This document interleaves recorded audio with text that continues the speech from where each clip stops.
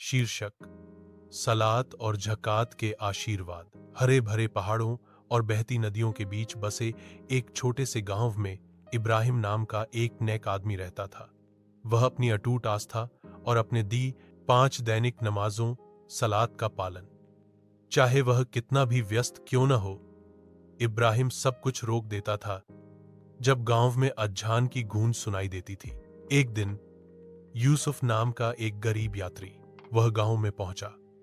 उसके कपड़े फटे हुए थे, उसका चेहरा थका हुआ था और उसका पेट खाली था। बाढ़ से उसका घर नष्ट हो जाने के बाद उसने सब कुछ खो दिया था। निराश होकर उसने इब्राहिम का दरवाजा खटखटाया। इब्राहिम ने उसने गर्मजोशी से उसका स्वागत किया, भोजन और आश्रय की पेशकश की। जैसे ही वे बात कर रहे थे, यूसुफ ने इब्राहिम की समय पर प्रार्थना करने की आदत पर ध्यान दिया। भाई, यूसुफ ने पूछा, आप हमेशा प्रार्थना करना कैसे याद रखते हैं? भले ही आप व्यस्त हों, इब्राहिम मुस्कुराया। नमाज अल्लाह से मेरा संबंध है। यह मुझे याद दिलाता है कि मेरे पास जो कुछ भी है वह उनसे आशीर्वाद है, और जैसे वह मेरी जरूरतों को पूरा करते हैं, मुझे जरूरतमंदों की मदद करनी चाहिए। अगले दिन इब्राहिम ने दिया यूसुफ को सोने के सिक्कों से भरा एक बैग उनकी वार्षिक ज़कात, अनिवार्य दान। यह सिर्फ मेरा कर्तव्य नहीं है, इब्राहिम ने समझाया, बल्कि मेरी संपत्ति को शुद्ध करने और कठिनाई में मेरे भाइयों की मदद करने का एक तरीका है।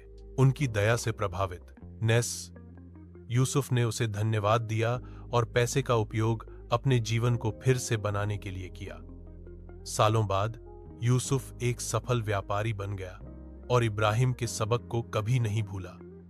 उसने भी नियमित रूप से प्रार्थना करना शुरू कर दिया और ज़कात देना शुरू कर दिया।